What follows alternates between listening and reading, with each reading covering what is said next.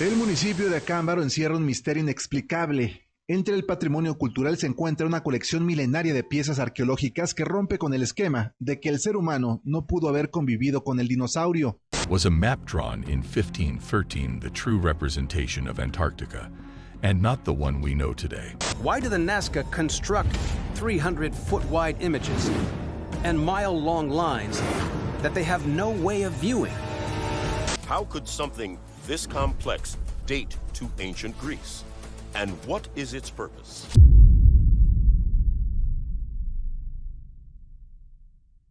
¿Alguna vez has oído hablar de objetos, piedras, mecanismos o utensilios encontrados a través de la historia que no tienen una explicación lógica? Es probable que, si te interesa lo desconocido, hayas sabido de algún hallazgo arqueológico que te ha puesto a pensar sobre qué tanto conocemos realmente sobre el pasado. Los artefactos fuera de lugar, o artefactos UPAR, acrónimo en inglés de Out of Place Artifacts, es un término que se utiliza para describir a aquellos artefactos que simplemente parecen ser demasiado avanzados para la época de la que datan. Muchos de estos objetos han dejado a los expertos y a los escépticos fascinados durante años, pues no podemos saber a ciencia cierta quién los creó y cuál era su propósito. En este video, hablaremos de los ejemplos más famosos y controversiales sobre estos objetos, desde vestigios que desafían a la historia como la conocemos hasta mecanismos que sugieren un desarrollo tecnológico más superior en civilizaciones antiguas de lo que se creía. Mi nombre es Cronos y te invito a adentrarte conmigo a lo desconocido, inquietante y misterioso sobre los UPAR.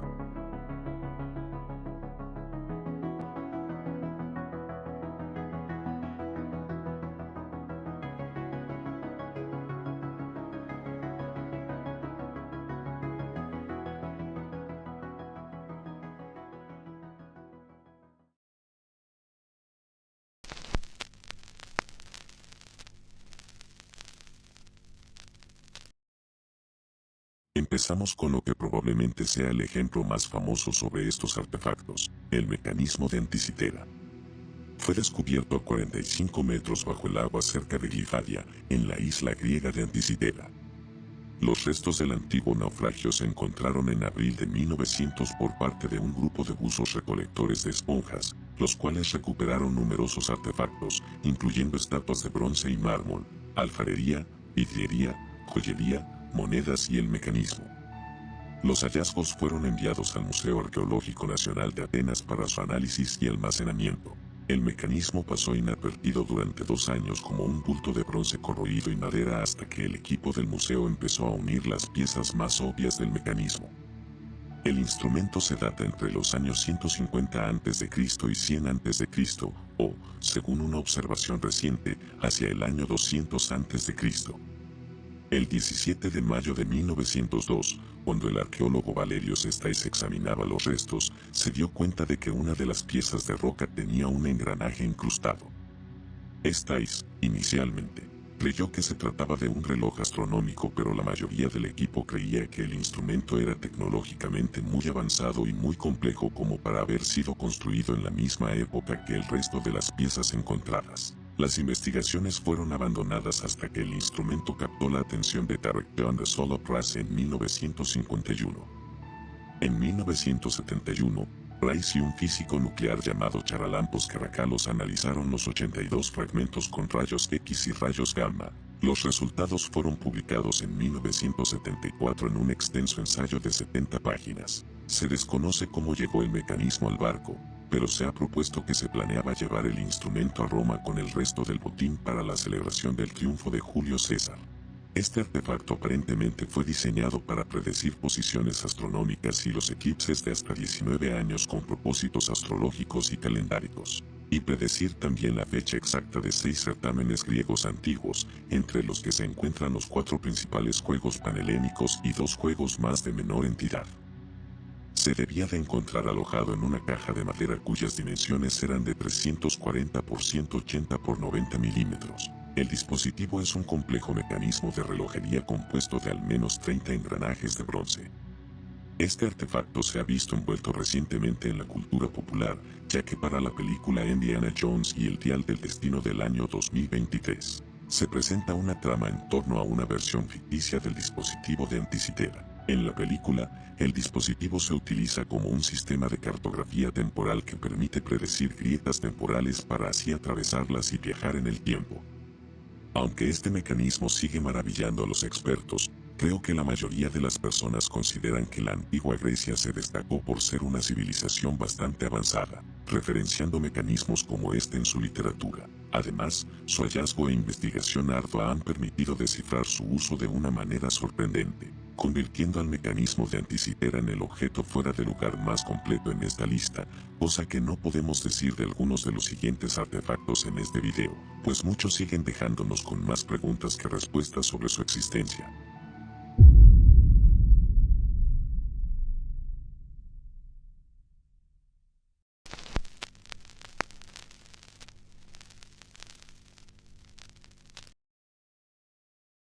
El lente de Nimrud es una pieza de cristal de roca de 3000 años de antigüedad que fue tallada en época del Imperio Asirio, que se extendió por Mesopotamia en la zona de los ríos Tigris y Éufrates. Su diámetro es de 38 milímetros y su espesor alcanza los 6 milímetros. La pieza tallada fue descubierta en el año 1850 por el arqueólogo Austin Henry Laird en Nimrud o Kalku, antigua capital asiria, situada junto al río Tigris, a unos 30 kilómetros al sudeste de Mosul en el actual Irak. Se halló en el palacio del noroeste del emperador asirio Assur-Nasirpal II. El lente de Nimrud, según algunos expertos como el científico italiano de la Universidad de Roma Giovanni Pettinato, podría haber sido utilizada con fines astronómicos como parte de un telescopio. Otros expertos aseguran que se debió utilizar como lupa o como aparato para la proyección de los rayos solares, algo que parece extremadamente confuso y sorprendente, pues la creación del telescopio moderno se le atribuye a Hans Lippershey en el año 1608. Los antiguos asirios veían el planeta Saturno como un dios rodeado por un anillo de serpientes, lo que Pettinato sugiere que era su interpretación de los anillos de Saturno vistos a través de este lente. Un objeto similar fue mencionado en la epopeya de Istar e Istobar, columna 4, coronación de Istobar, escrita alrededor del 2000 a.C. La 10ª estrofa dice: Luego, el rey se levanta, toma el vidrio sagrado y lo sostiene al sol ante la masa de combustible que espera amontonada sobre el altar. El combustible brilla con un punto redondo de fuego y rápidamente lanza los rayos centrales sobre el altar, mientras cantan. Aunque toda esta evidencia parece apuntar a que el lente de Nimrud evidencia que los asirios eran capaces de observar a los planetas con dicho instrumento, muchos expertos aseguran que todo lo dicho por Giovanni Pettinato ha sido una malinterpretación, creyendo que quizás no se trataba más que de un recipiente decorativo. Actualmente, el lente de Nimrud se exhibe en el Museo Británico y las investigaciones sobre su verdadero propósito siguen inconclusas. Siempre es fascinante imaginar que mucha de la historia que conocemos sobre civilizaciones antiguas realmente tiene otra cara que no conocemos. Sin embargo, mientras no se hagan más descubrimientos que confirmen o desmientan nuestras sospechas, nos queda seguir preguntándonos si realmente lo conocemos todo sobre nuestro pasado.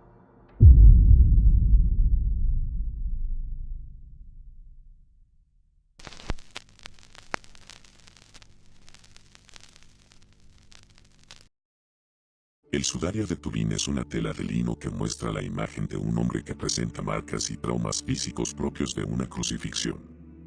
Se custodia en Turín, en la capilla de la Sábana Santa, construida expresamente para ese fin a finales del siglo XVII. Los orígenes del sudario y su figura son objeto de debate entre científicos, teólogos, historiadores e investigadores. Algunos sostienen que el sudario es la tela que se colocó sobre el cuerpo de Jesucristo en el momento de su entierro, y que el rostro que aparece es el suyo. La Iglesia Católica no ha manifestado oficialmente su aceptación o rechazo hacia el sudario, pero en 1958 el Papa Pío XII autorizó la imagen en relación con la devoción católica hacia la Santa Faz de Jesús. En 1898, Secondo Pia, un fotógrafo aficionado, observó que en los negativos de las tomas que había realizado se podía ver con más nitidez la imagen del cuerpo. En 1988 la Santa Sede autorizó la datación por carbono 14 de la sábana, que se realizó en 3 laboratorios diferentes, y los 3 laboratorios dataron la tela entre los siglos XIII y XIV. No existen registros históricos definitivos sobre el sudario en particular que se encuentra actualmente en la Catedral de Turín antes del siglo XIV.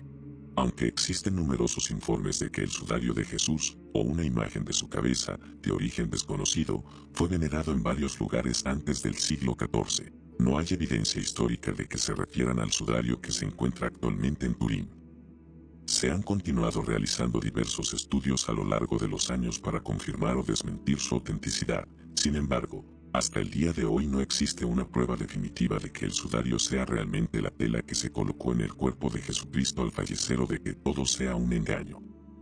Sería muy interesante hallar una prueba irrefutable de la existencia de Jesús y, aunque el sudario de Turín podría ser nuestra oportunidad más grande para descubrirlo, eventualmente tendremos una respuesta final.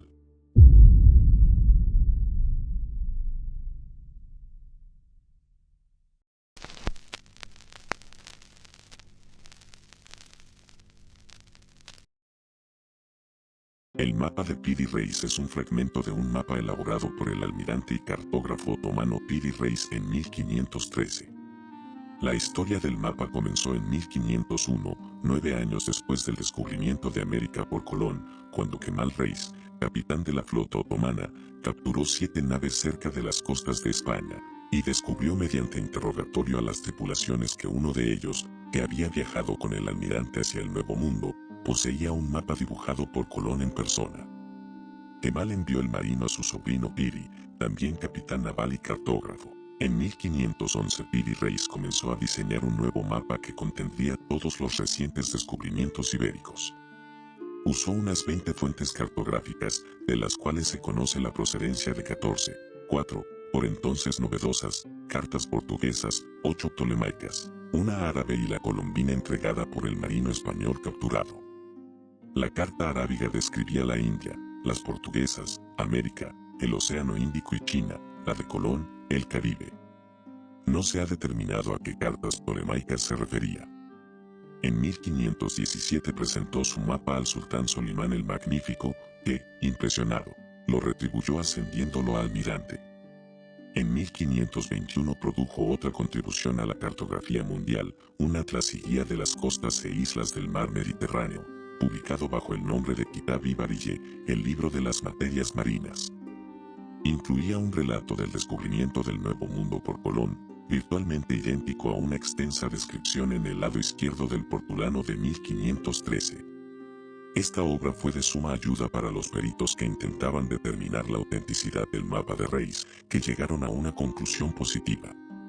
En 1929 el Palacio de Topkapi, en Estambul, Turquía, estaba en proceso de ser convertido en museo. Un grupo de eruditos que trabajaban clasificando material en la sección de archivos del Imperio Otomano hizo un descubrimiento notable, una sección de un mapa de principios del siglo XVI basada, en apariencia, en cartas dibujadas por Cristóbal Colón en su viaje al Nuevo Mundo.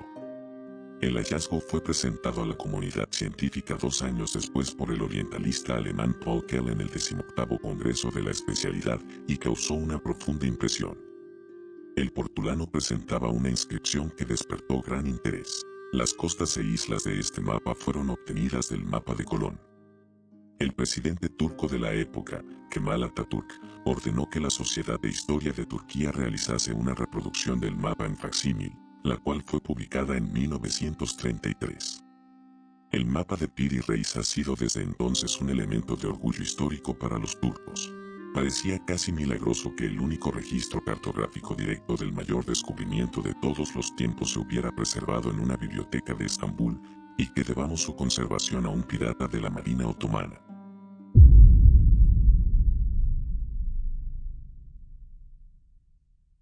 Estos 4 UPART son aquellos que son considerados mayormente acreditados como auténticos, pues nos dan un vistazo hacia las tecnologías, creencias y misterios que albergó la humanidad hace cientos de años con un extenso trabajo de investigación detrás de cada uno de ellos.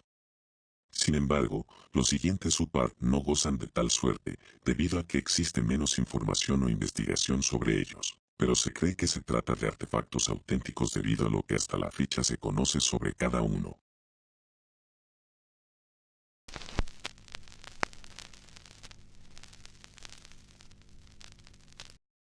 La campana tamil es un trozo de una campana de bronce con una inscripción en caracteres tamiles antiguos. Se le supone una antigüedad de entre 400 y 500 años y se conserva en el Museo de Nueva Zelanda de Papa Tongarewa desde 1890. Fue encontrada hacia 1836 en el distrito de Whangarei, en el norte del país, por el reverendo William Colenso cuando vio a algunas nativas usándola para hervir papas. Dichas nativas le explicaron que la campana hacía muchos años que había sido encontrada entre las raíces de un árbol derribado durante una tormenta. En la década de 1950 la inscripción de la campana fue identificada como tamil y su traducción sería la siguiente: campana de la nave mercante Moaideen.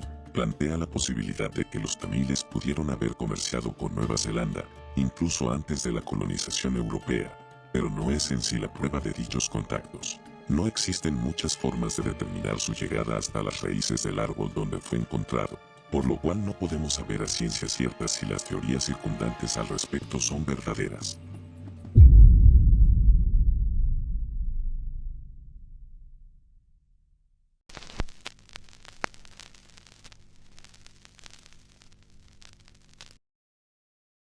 La cabeza de Tecáxtla-Tlahuaca es una cabeza de terracota que probablemente era parte de una figurilla más grande, descubierta en 1933 dentro de un ajuar funerario precolombino o poscolombino en el área de Tecáxtla-Tlahuaca del Valle de Toluca, aproximadamente a 65 kilómetros al suroeste de Ciudad de México. Debido a que la cabeza tiene un estilo similar a los artefactos arqueológicos de origen romano, algunos creen que es una evidencia de contactos transoceánicos precolombinos entre Roma y las Américas varios años antes de la llegada de Colón a América. Sin embargo, se han planteado varias explicaciones sobre su presencia. El objeto fue descubierto por el arqueólogo José García Payón durante una excavación en 1933. El lugar fue datado entre 1476 y 1510 después de Cristo. Sin embargo, Payón no publicó información sobre la cabeza hasta 1960. En 1995 se llevó a cabo una prueba de termoluminiscencia en Heidelberg, Alemania, que situó su rango de edad entre el siglo IX a.C. y mediados del siglo XIII después de Cristo, confirmando su origen precolonial. Sin embargo, muchos expertos han tratado de refutar las teorías iniciales sobre su llegada al lugar donde fue encontrada. La realidad es que, al igual que con el artefacto anterior, el hecho de que el objeto haya sido encontrado en un territorio poco usual no nos permite determinar la historia completa sobre su llegada, aunque es fascinante especular sobre historias que el mundo no conoce sobre la antigüedad.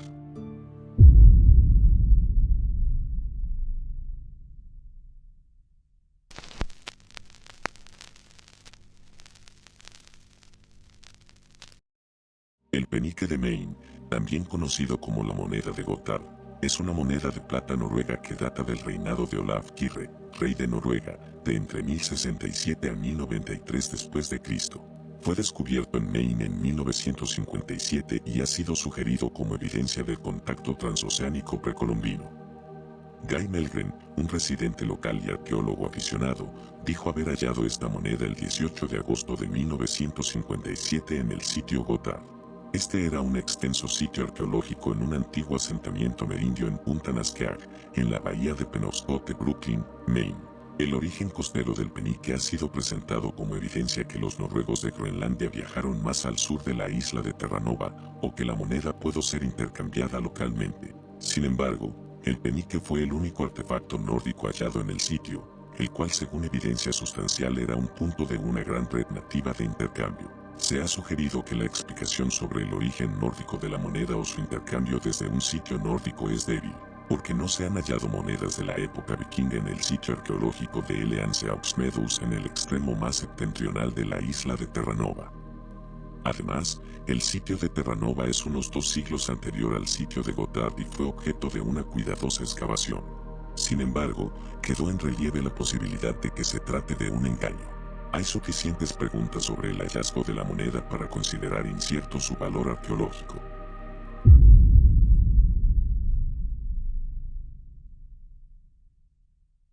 Existen muchos más ejemplos de UPART a través del mundo y la historia, sin embargo, aquellos que exploramos más a detalle anteriormente son los únicos considerados o parcialmente considerados como auténticos. A continuación, presentaré una lista de aquellos artefactos que son considerados UPART pero que no se han determinado como auténticos o falsos.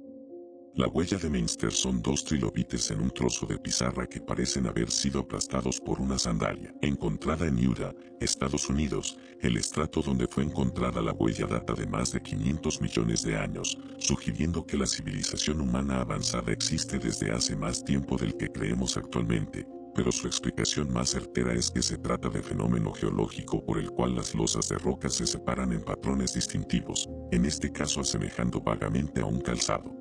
La fuente magna es un recipiente de piedra de gran tamaño que fue descubierto en Bolivia a orillas del lago Titicaca por un agricultor local. Su filiación cultural y cronología es incierta, al igual del contexto donde fue hallado. El interior del cuenco se encuentra grabado en caracteres cuneiformes sumerios, protosumerios y semitas mesopotámicos.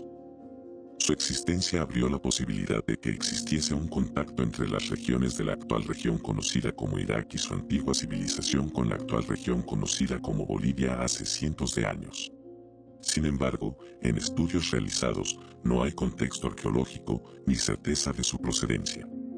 El sarcófago de Pacal es una imagen tallada en la tapa del sarcófago donde se muestra a una persona maya, en algo que podría interpretarse como una nave espacial. Fue encontrada en el siglo VII en las ruinas de Palenque, en México. La imagen ilustra a Cainich Hanab, Pacal y su viaje al inframundo. La postura de las manos es habitual encontrarla en otras representaciones funerarias mayas de la época. La supuesta nave son 2 serpientes emplumadas enlazadas entre sí. El fuego son las plumas de las serpientes y el presunto motor es un monstruo del inframundo, como testimonian otras inscripciones mayas de la época. Las líneas de Nazca son figuras elaboradas a gran escala con trazos perfectos sobre el desierto. Se piensa que son imposibles de realizar sin apoyo desde el aire. Fueron creadas entre el año 400 a 600 después de Cristo, en el desierto de Nazca, en Perú. Anteriormente, se les consideraba una de las pruebas de que las sociedades del pasado habían recibido la visita de extraterrestres que habían influido en la historia.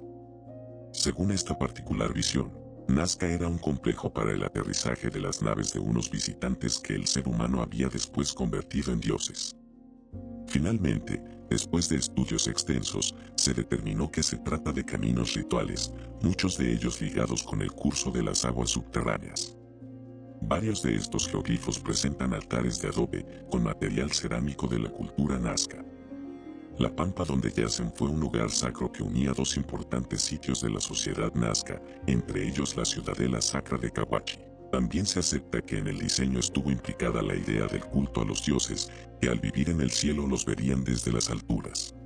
Las Akokidogu son figuras de animales y humanoides que anteriormente se creía que podrían representar a seres extraterrestres con sus trajes espaciales. Fueron creadas durante el periodo Homon, es decir, en el año 400 a.C., en Japón. Después de diversos análisis por parte de arqueólogos, se determinó que se trataría de representaciones de los demonios, y que, cuando una persona enfermaba, su malestar se transfería a la estatua, siendo destruidas a continuación para evitar que el mal prevaleciera. Las esferas de piedra de Costa Rica se encuentran perfectamente talladas y pulidas, pero se desconoce su función y origen. Fueron creadas entre el año 300 a.C. y el año 1000 después de Cristo. Probablemente se trata de objetos rituales o decorativos para mostrar el poderío de los caciques.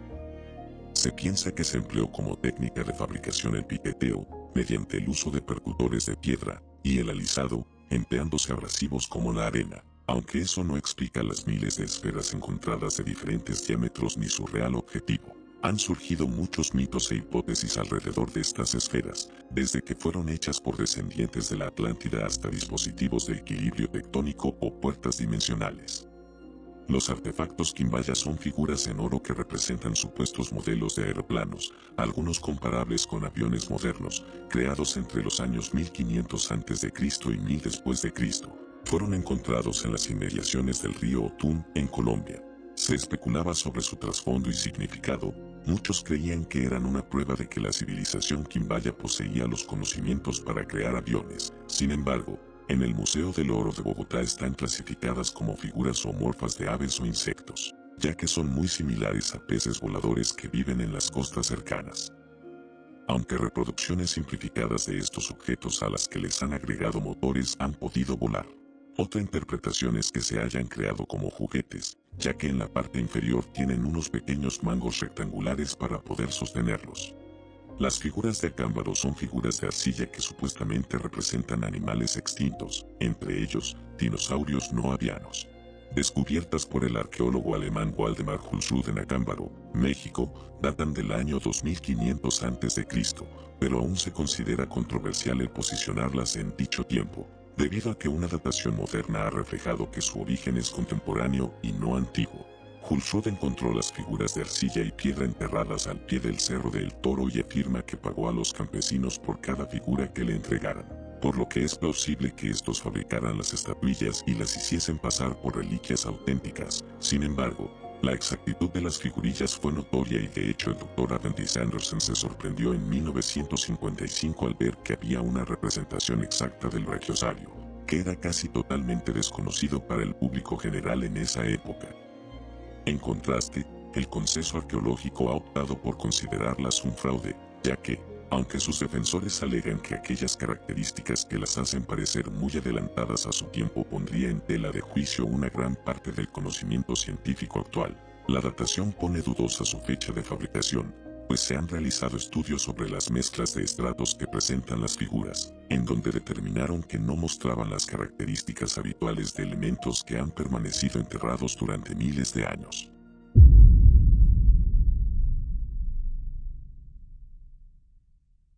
En este fascinante viaje a través de los SUPART, hemos explorado misterios que desafían nuestra comprensión histórica y científica.